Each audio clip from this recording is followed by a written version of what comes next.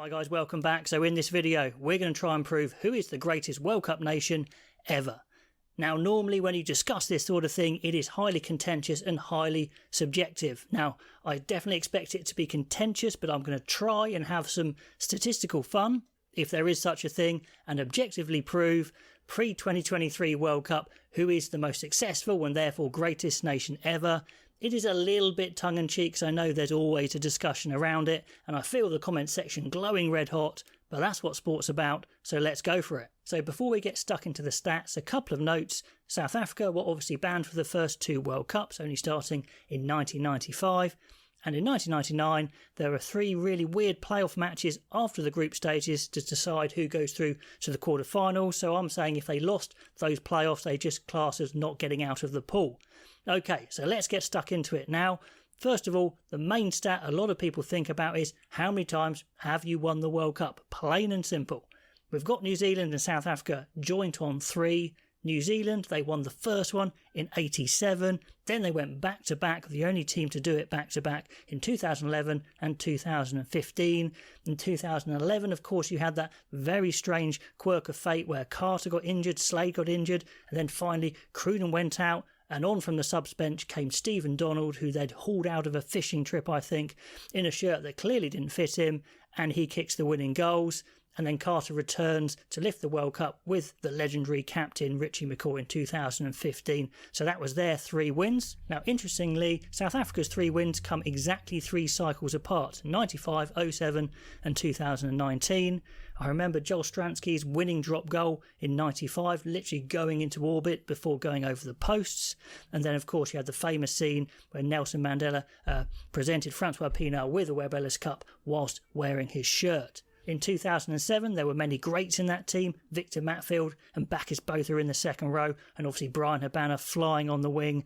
They beat England. South Africa were miles a better team, but England made a bit of a scrap of it all tournament. It's kind of a bit of a miracle. They got to the final, and they definitely made a game of it. But in 2019, South Africa really put England in their place, beating them absolutely out of sight, with the bomb squad making such a big exploding impact. Now, Australia have claimed 2 World Cups in the 90s, 91 and 99. In 91, the side that beat England contained the greats of John Eales, Liner, and the arch try-scorer and wind-up merchant David Campese. Then in 99, the only guy remaining from that was John Eales, but you had George Gregan, Stephen Larkham at halfback, completely running the show, and they blitzed France 35-12.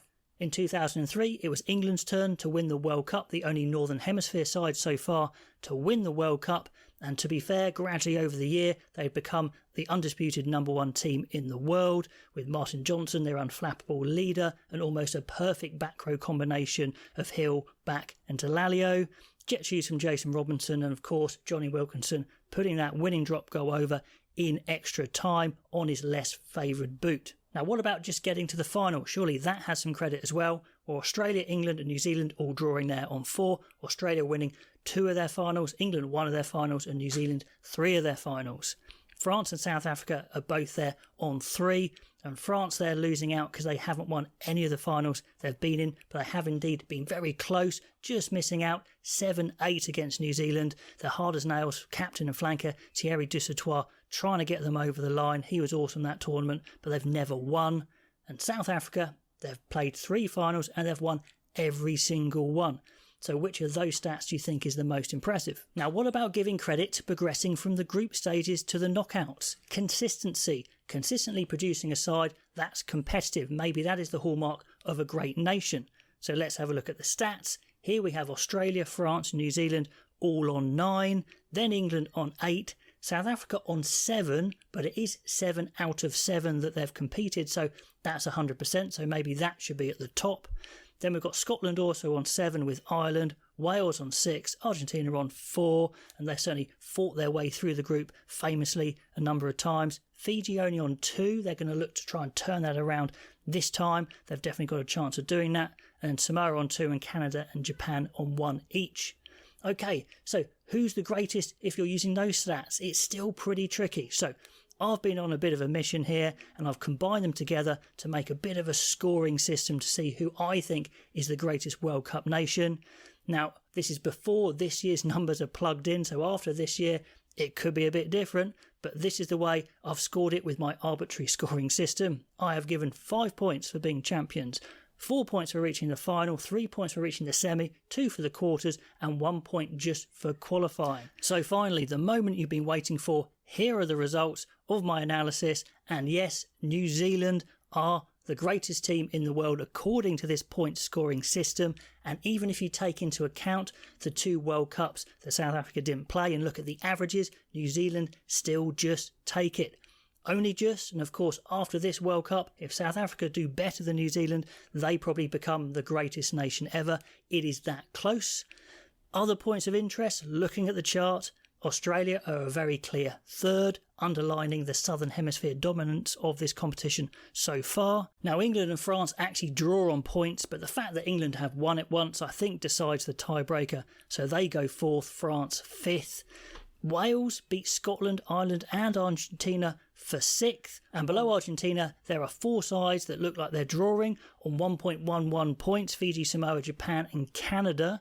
But with 2 pool progressions to Japan and Canada's 1, Fiji and Samoa, I think, are inseparable in joint 10th, and Japan and Canada in joint 11th. Italy are 12th, having qualified for every single tournament so far, but never progressed beyond the pools. Tonga, USA and Romania joint 13th. Georgia seems to be the one that I think could gradually climb up this table with 15th, and then the other results as you see them. So that is my proof. That's what I think proves that New Zealand are just the greatest World Cup nation, with South Africa a very close second, Australia in a clear third. But let me know if you use any other metrics or just a subjective measure. Who do you think is the greatest World Cup nation ever? Love to know your thoughts in the comments below as always, and I'll catch you next time.